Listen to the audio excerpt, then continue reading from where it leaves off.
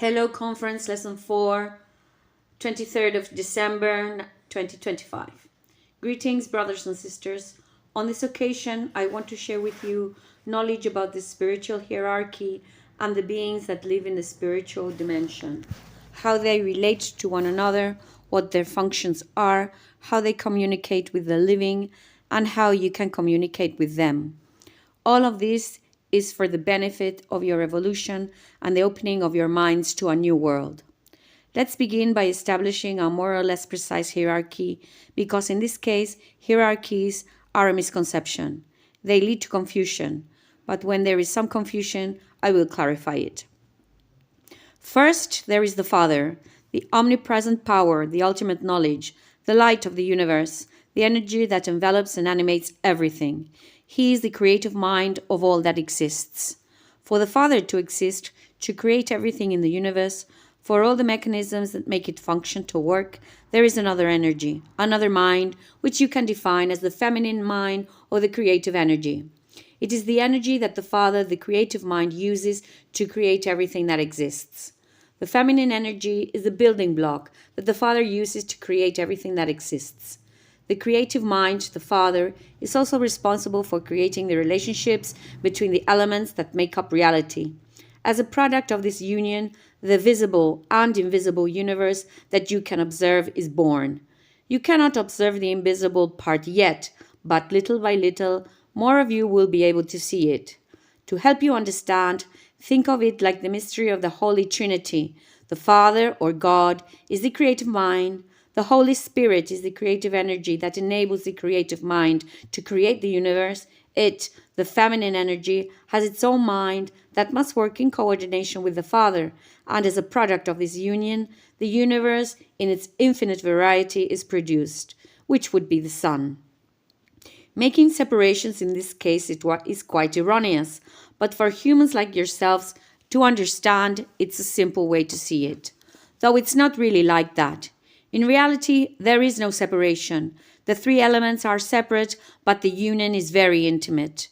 Knowing this, you can better understand how the spiritual hierarchy works, how it evolves, how they relate to each other, and how they relate to the physical universe that you can see. To help you understand what I am saying, even if it's a bit inaccurate, below the Father are the Holy Spirit and the Son, or the creative mind, the product of their union. Below these exists a whole series of very powerful spiritual entities. The structure could be compared to a tree, but in reality, there's an interrelationship between all the components of the hierarchy. Therefore, there's no blind obedience, but rather an interrelationship that leads to the harmonious sharing of thoughts. Consequently, the decisions made are harmonious among all the components, so there's no dictatorship like in the case of living humans. However, having said that, a certain hierarchy does exist. Although the sharing of information between levels isn't 100%, because mental capacity isn't the same at each level, it's greater at higher levels than at lower ones. This creates a hierarchy, but due to the diminishing mental capacity at lower levels compared to higher ones. The superior will always have a greater capacity to absorb and compartmentalize information while processing it, and the lower level will not be as capable of performing that function. Therefore, on many occasions, the lower levels have to obey the orders that come from above, sometimes with some resistance, but later they realize that it was the right decision. Having said this, we can already say that there is a certain hierarchical structure, but with the aforementioned updates.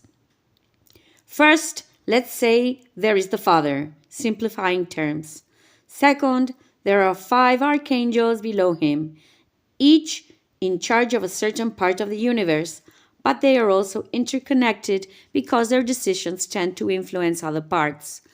Within the universe, there is a constant feedback loop of information, and at this level, this is usually easy because they possess a large and quite similar mental capacity. Thirdly, there are other spiritual entities with spiritual body composed of matter, not as subtle as that of the higher level. They are not as close to the Father and are usually divided by zones of the universe. There are usually one or two angels per solar system, although this depends on the number of events or problems in that particular zone. If so, two angels are assigned. If there is relative peace, there is only one. Fourthly, there are the angels who control each planet in the solar system, including the Sun. On planets with life, there are many more angels, overseeing their relationships with each other, attempting to control thought, and constantly monitoring evolution. Planets without life have at most one angel, or perhaps one for every 2 or 3 lifeless planets. Their sole function is to monitor the planet's resources in case they might one day harbor life, and if so, they attempt to modify the situation to allow it. This task unfolds over countless millions of years. Fifth, if a planet has living beings, it has one or two angels.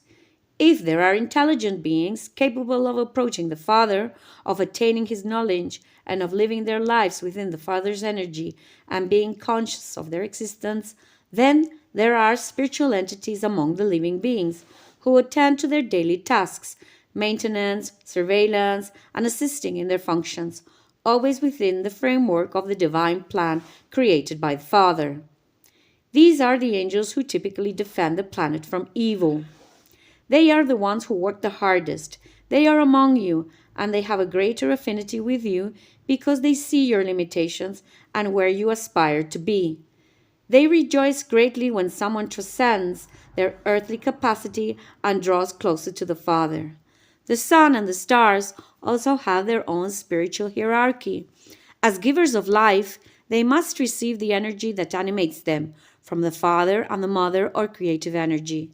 This allows the sun to maintain stable energy levels so that it doesn't pose a threat to the solar system.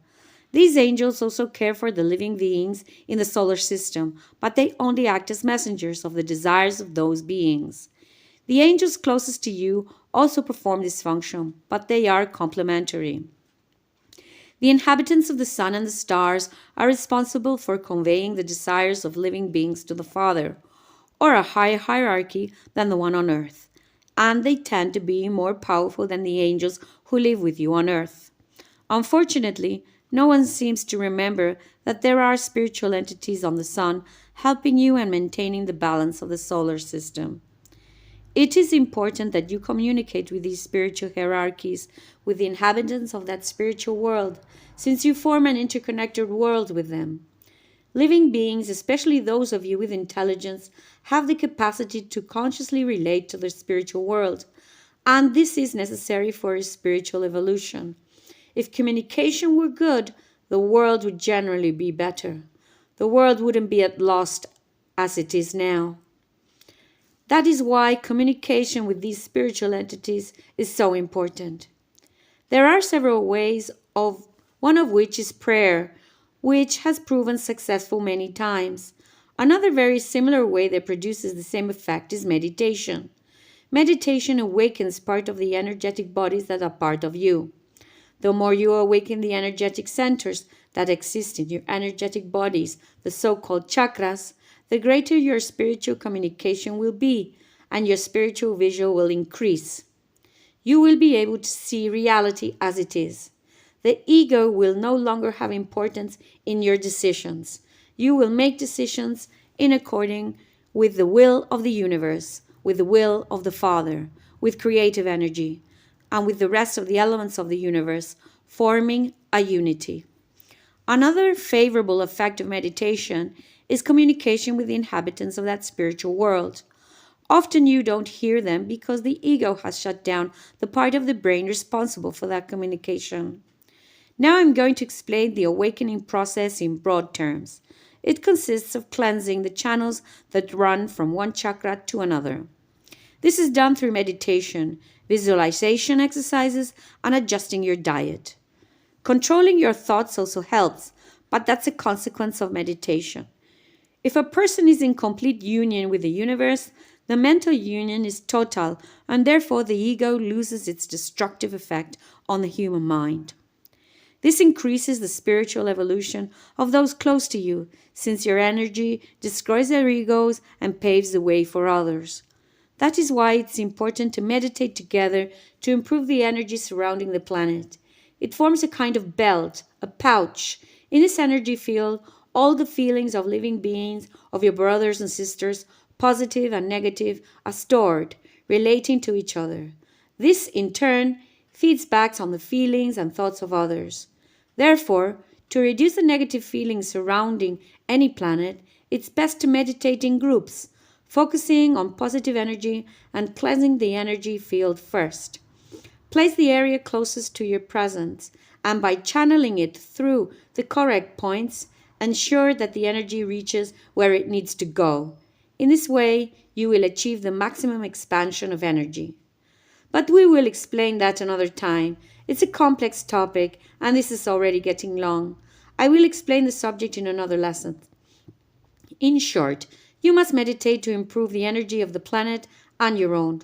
By doing so, you will further open the energy centers that make up your being, improving their interrelationships and their connection with the inhabitants of the spiritual world. It is also important to note that these are only general guidelines for achieving proper evolution.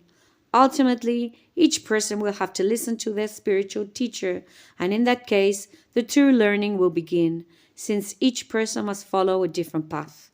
That's enough for now. Until next time, best regards.